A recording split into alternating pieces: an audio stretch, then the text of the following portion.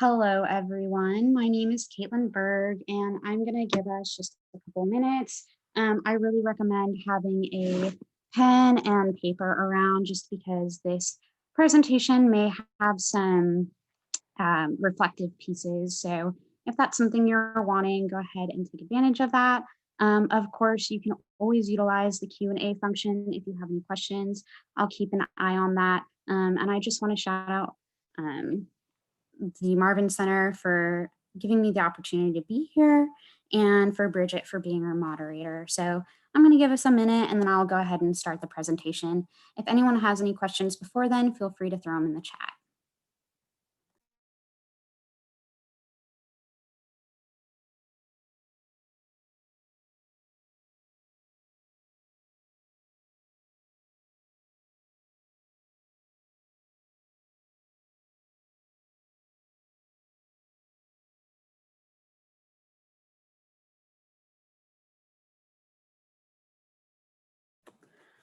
All right, so I'm going to go ahead and start. So my name is Kaitlyn Burg, and I work here at BGSU as a coordinator for campus activities. I use she, her, hers pronouns. And while starting this presentation, I really do want to shout out two of the big resources I used, one of which is a YouTube video from a presentation from a professional conference that I'm a part of for my degree. And it is called it's NASPA, and it's a video with Alejandro Covarrubias, and he just talks about the importance of critical hope in higher education and how it can benefit our students. And the second kind of resource I want to shout out is called A Note to Educators, Hope Required When Growing Roses in Concrete. And this is an essay written by Jeffrey M.R. Duncan Andrade, and he talks about the importance of critical hope and kind of outlines what hope looks like in K through 12 and the importance of hope when teaching in urban schools, especially schools that hold a lot of students who may have some marginalized identities.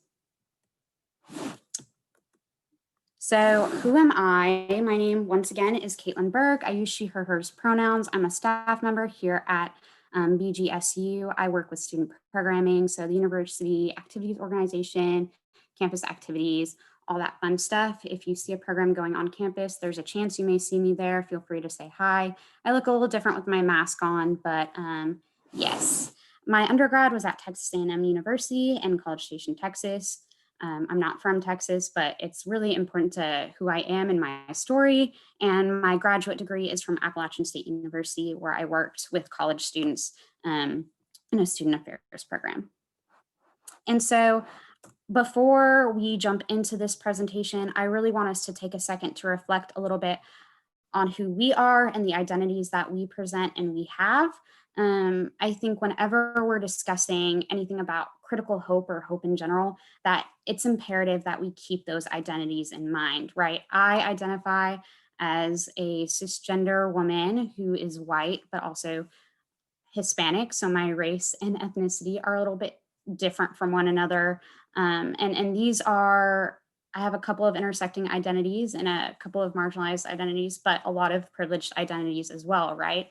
And so whenever we're reflecting or thinking about these ideas of hope, it's really important to understand what identities we have and how those carry on how we view hope. There are certain aspects of hope that I can,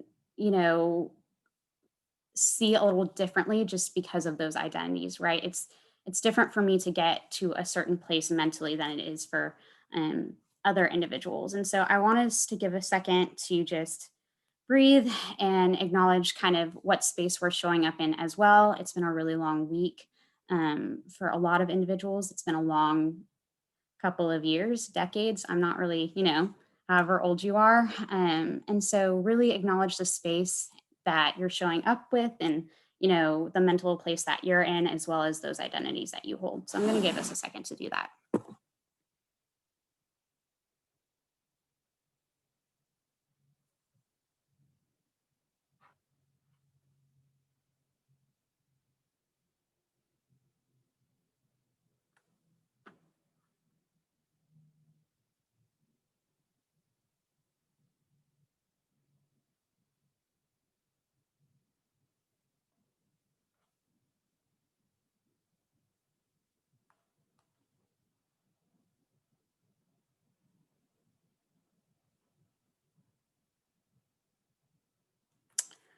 Okay, and if you're still reflecting, I'm going to give you like 10 more seconds.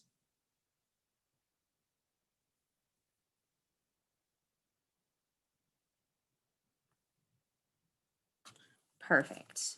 Okay, and so what are we talking about today?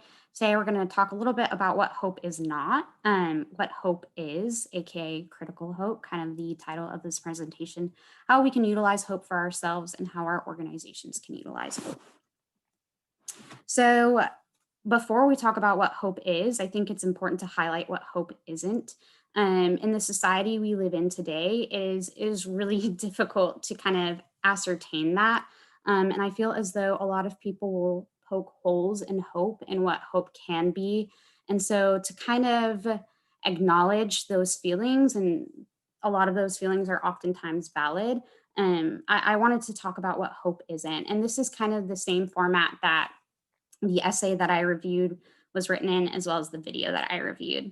And so the first kind of falsehood about hope is called Hokey Hope, and it's also known as bootstrap theory. So it's this idea that if we all work hard, anyone can succeed. And essentially, what it does is it ignores systems of oppression and marginalization and the effort to overcome those, right? So it's basically saying, despite systemic racism, anyone should be able to accomplish anything. It's ignoring the hurdles or roadblocks that are in front of different marginalized identities, and saying, okay, well, we are all starting from equal playing ground when that is not quite the society we live in.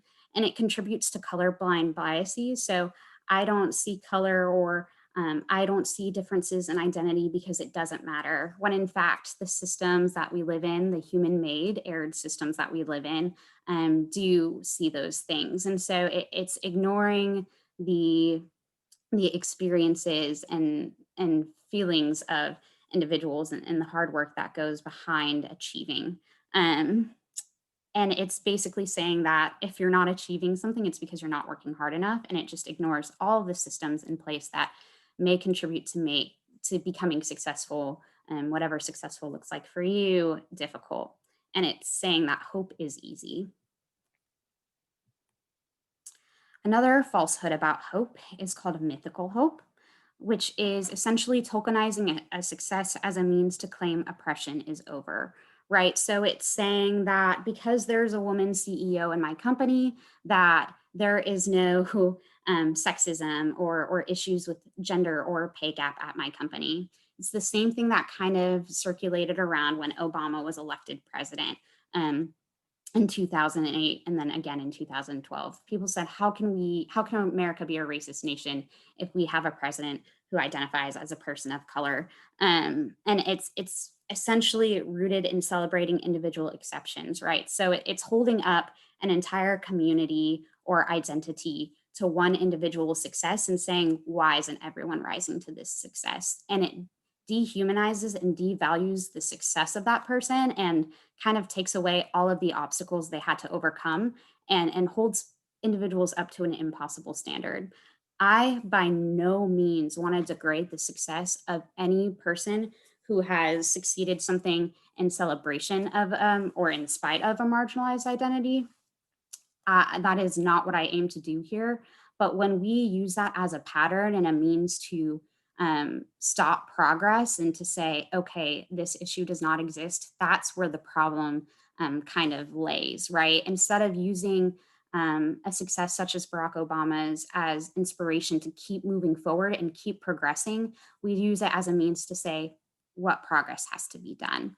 And so I do want to highlight that these successes are imperative in moving us forward as a society, as an organization, as a community, but they also they can't be used as stopping points, or a means to hold everyone up to a standard that may not be achievable for everyone.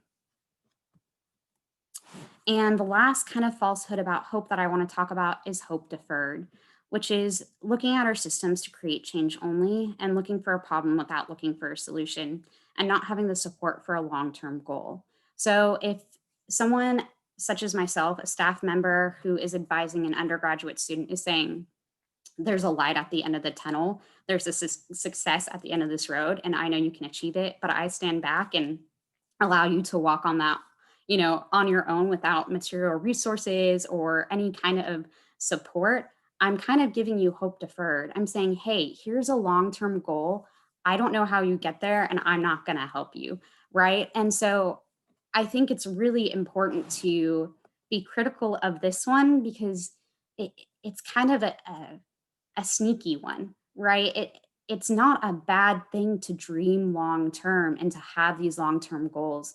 But if we don't have pit stops to stop and grab water along the way, we're never going to get there. If we don't have a light or a flashlight or some sort of guide to walk us through to the end of the tunnel where the light is, it's really hard to get there. And if you're, feeling discouraged at any point during your long-term goals, I want to validate that because that is real. And that is kind of why I'm talking about these kind of myths of hope, is that it is so easy to feel as though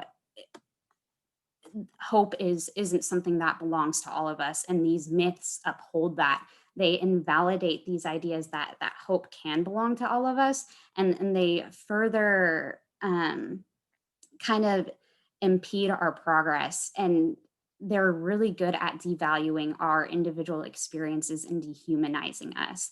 And so I talk about these as a place where if we acknowledge them and we acknowledge what hope isn't, maybe we can look more into what hope is and how to achieve it and how to grow towards it as a group. So I just would like to validate if anyone has ever felt as though something is out of reach because of an ideology about hope that isn't true, you are real in that. And so now that we've talked about what hope is not, I want to talk about what hope is, because hope is achievable if we're willing to be analytical about where we're coming from and where we're going. So the first kind of pillar of critical hope, which is outlined as the enemy of hopelessness in the essay that I read, is Socratic hope. And Socratic hope acknowledges that there are systems that advantage some identities and disadvantage others, right? It also acknowledges that it's okay to be upset with an unjust society. So it's okay to say these systems do benefit one group and one group only, or these specific groups, and I'm upset about that. Socratic hope teaches us that that feeling of upset is okay, and it allows us to sit with that and be able to move forward with that. And it states that accountability and healing must happen on an individual and institutional level. So that means we have to hold ourselves and those around us accountable for these systems and how to better them. I remember as an undergrad, I was part of an organization and we had applications that were not i- inclusive at all or accessible at all.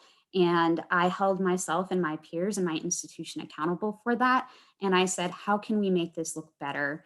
And I never want to put the burden of having to teach or lecture those around you. But being transparent and feedback that you're giving those around you can help them grow and develop as well. But at no point should you feel a responsibility to hold all of the burden of that on your shoulders. It's just something to keep in mind that a lot of staff members or institutional leaders, we need to focus on that as a unit. And that's something that we can grow in as well.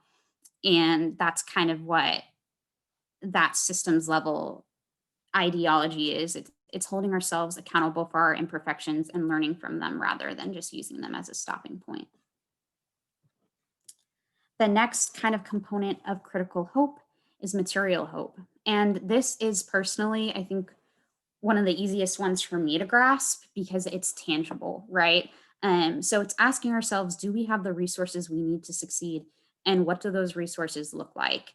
I know that as um, a cisgender woman, I need woman role models in my life, right? I need these humans or individuals who have been able to, someone that I can identify with who has been able to make it past the glass ceiling and bust through it.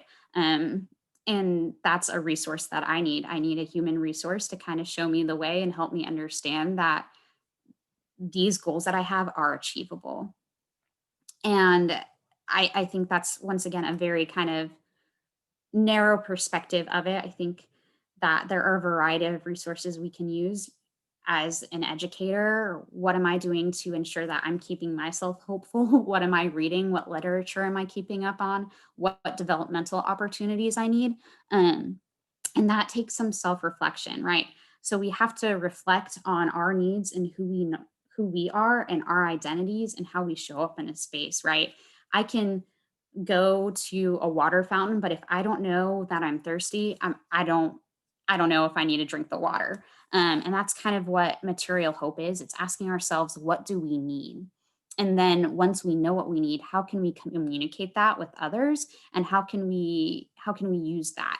Um, a human is a resource. So the staff members you work with, the faculty members that you have, your professors, those are all human resources. And I'd like to acknowledge that sometimes it is difficult building relationships, but if you ever need a connection, there are staff members all throughout the union who are willing to connect you where you need to go. Um, Once again, I understand I am a very shy, introverted person, so sometimes human resources are hard to come by. Um, but Socratic and Material Hope teach us that with those support systems, we can grow and we can learn. And on a groupness level, it's asking ourselves, what are our identities and how are we utilizing them?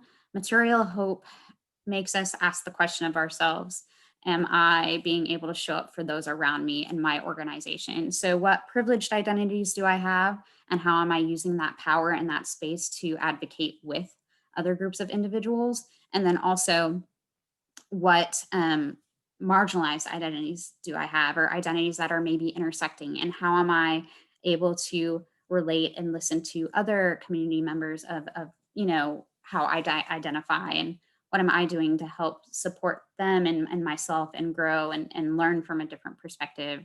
And then on an organizational level, so if we're a student leader or we're a student walking around campus, what is the power of our position, rather than what positional power do we not have? So I know as a grad student, I was able to connect a lot with students. And so I was able to funnel their voices up to higher leadership because I had the direct connection. If I'm a student leader and I have a connection to a staff member, how am I helping my community or my organization or the group that I'm a part of, to help advocate and help get the word out about what we need?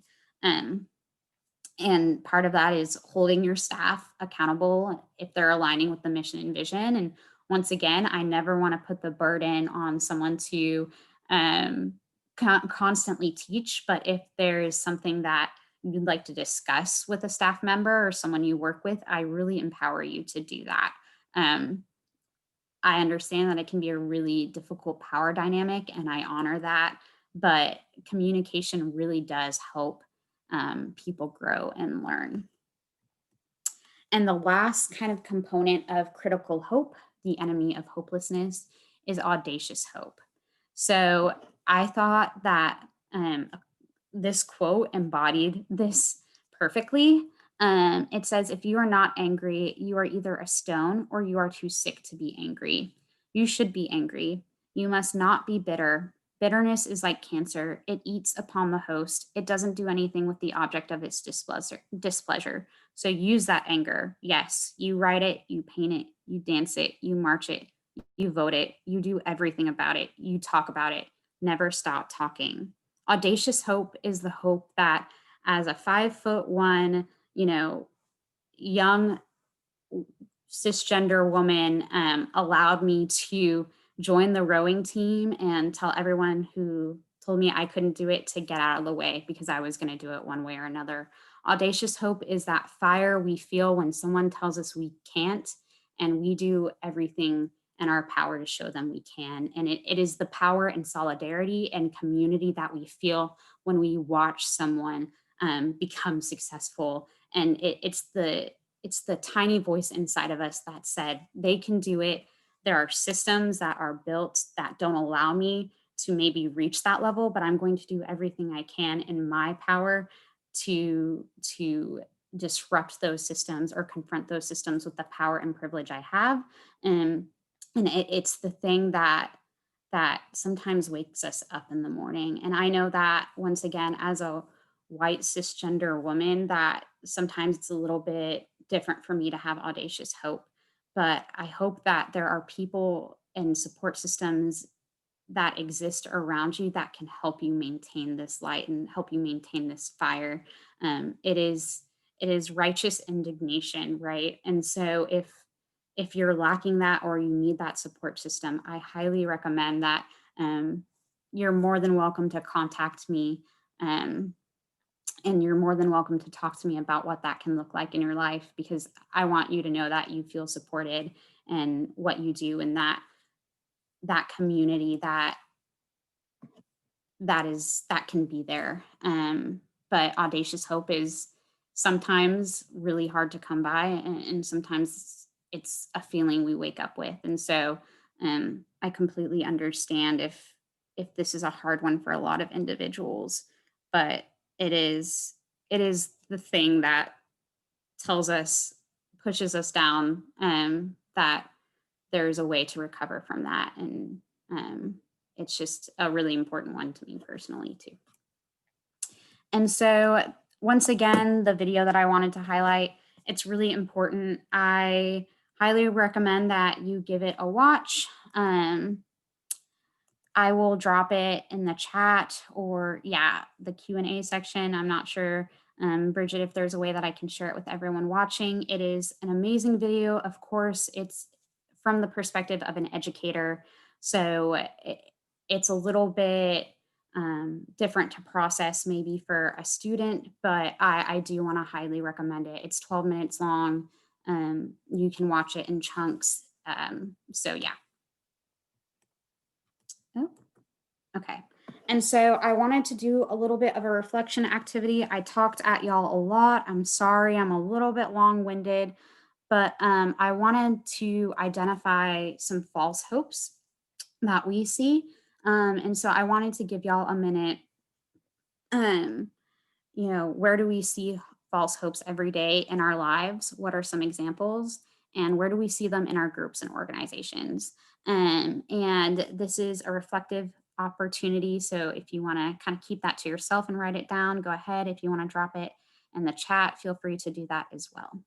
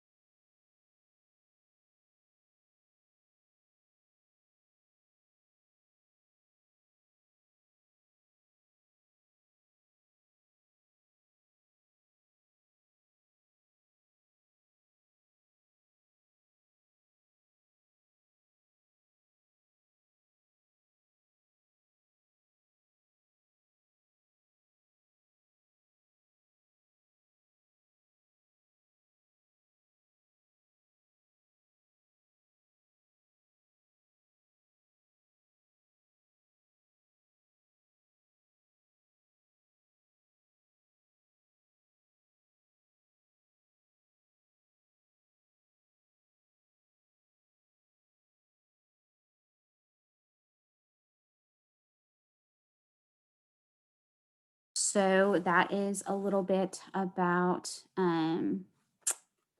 once again, false hope. If anyone has anything to say about that, feel free to drop it in the chat. So the next thing that I wanted to talk about was what are some examples of critical hope? So hope that we see that is material hope or Socratic hope, um, or audacious hope. What are some examples of these in our lives as well? And are there any in our organization? And I want to pose a question to you more philosophically, but do you think it's possible to transform false hope into critical hope in our organizations and lives? So a way to channel it into saying this mythical hope or this tokenization of a success doesn't mark the end of this issue, rather inspires me to be audacious enough to hope for another success or success for myself.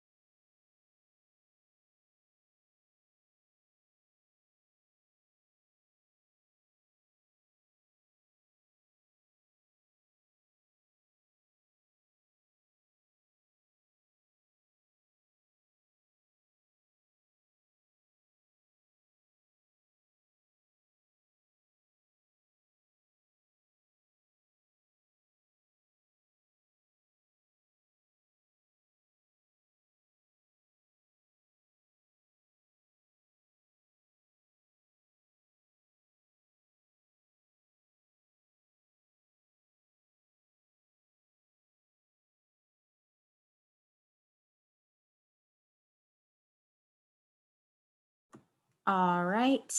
And the last question that I have is, why is it important to hope?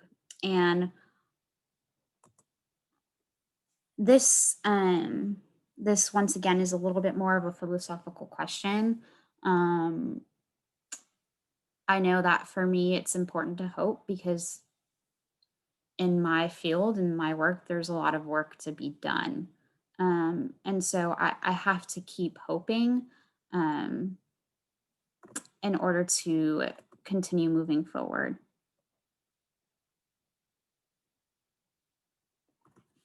Love that, Emma. Thank you. Um, that is a really, really great point. If anyone missed it, Emma said, I definitely think that false hope can be transformed into critical hope. With hope deferred, it only looks at the problem, but it can be easily changed into critical hope by understanding that we need to look for solutions to those problems. Yep, I love that. Thank you for that.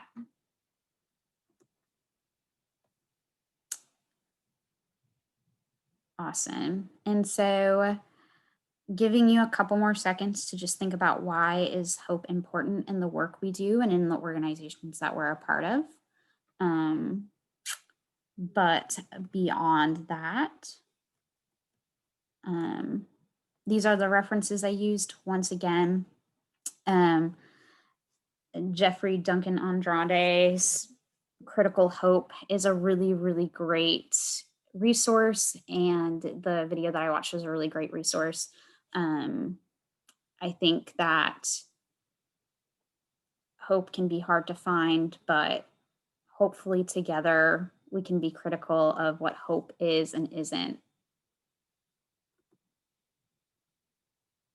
Yeah, Tori, this is great. I think hope is really important because life gets tough and we all go through rough patches. It's okay to not be okay, but having hope and a plan makes things better and can keep you going. Yep, I love that. That is so true. Thank you for that, Tori. Does anyone have any questions or wants to add anything else?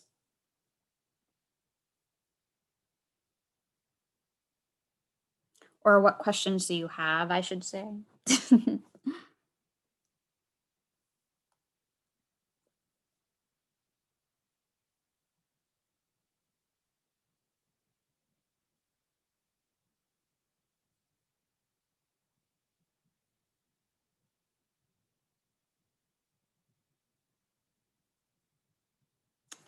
Perfect. Okay. Well, if anyone doesn't have any other questions, I'm more than happy to stick around if y'all need me to. You're muted, but if you raise your hand or anything like that, I'm pretty sure that I can unmute you if you need to be unmuted. Once again, my contact information is in the chat. I'm always happy to have a conversation. I welcome all feedback. So if something I said during this presentation didn't feel right, didn't sit well, please feel free to talk to me about it. I think feedback is a gift.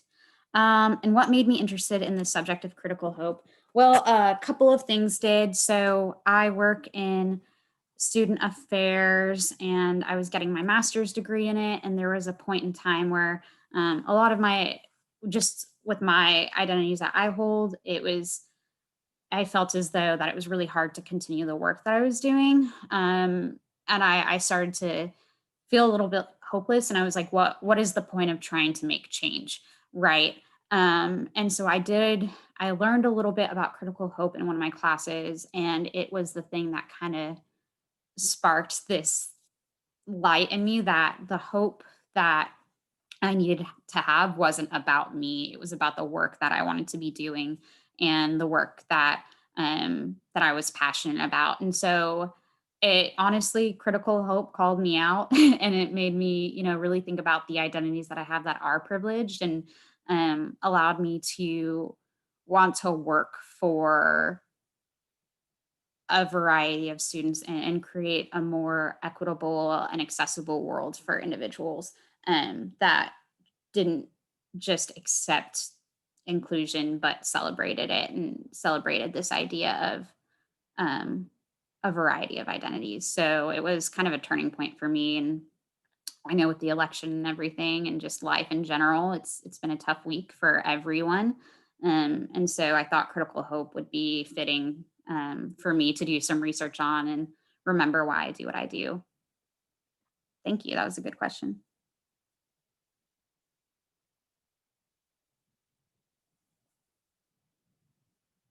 If you see that a group you are in is relying on false hope to succeed, what are ways that you can do to help them to look for critical hope? I think that's a really great question. I think the first piece is talking about, and that was kind of what the point of this presentation was. I'm not a content expert in critical hope, but I hope to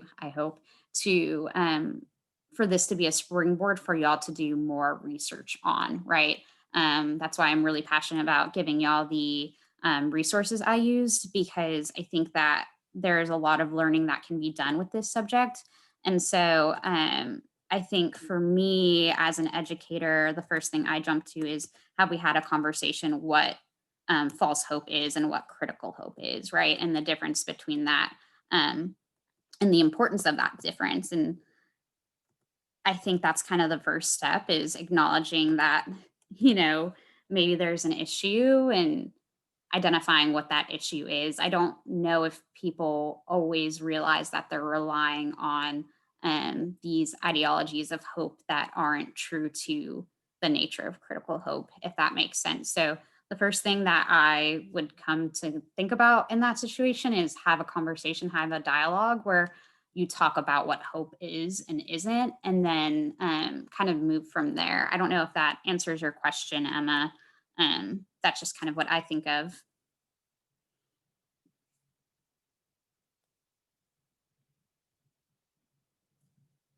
Thank you.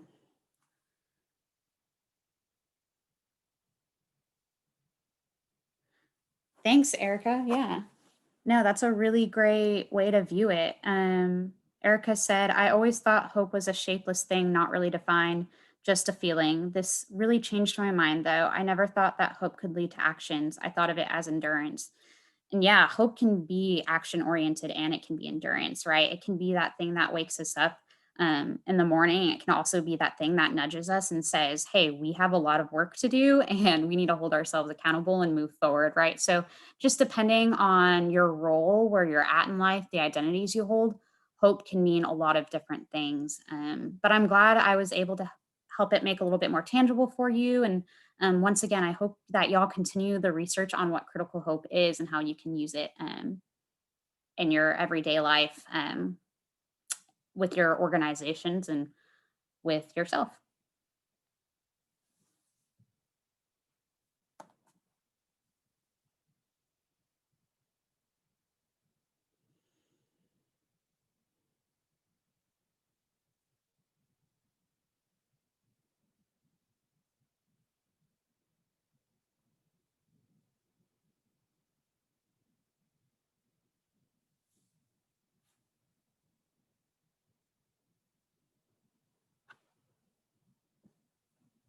And I also put the resources that I used in the chat. Once again, really 10 out of 10. Would recommend looking at those. They're spoken and written by geniuses who have different identities than I do. So the way that they see critical hope and the way that they are able to transform it and utilize it in the work they do is very different. And I want to raise those educators up and give tribute to their work because they 1,000% deserve it.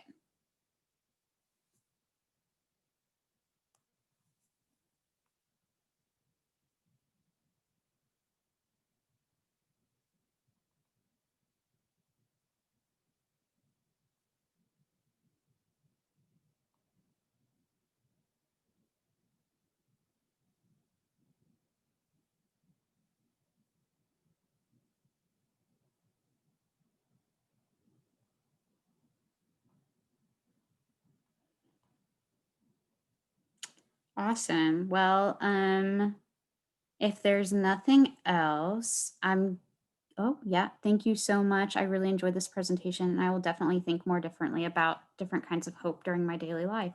Well, thank you, Lauren. I appreciate you coming and yeah, definitely love it. I appreciate everyone who's here. Thank you for taking the time to learn with me today. Um, y'all rock. Don't change. Well, I mean, change and grow and stuff, but okay, we're still recording.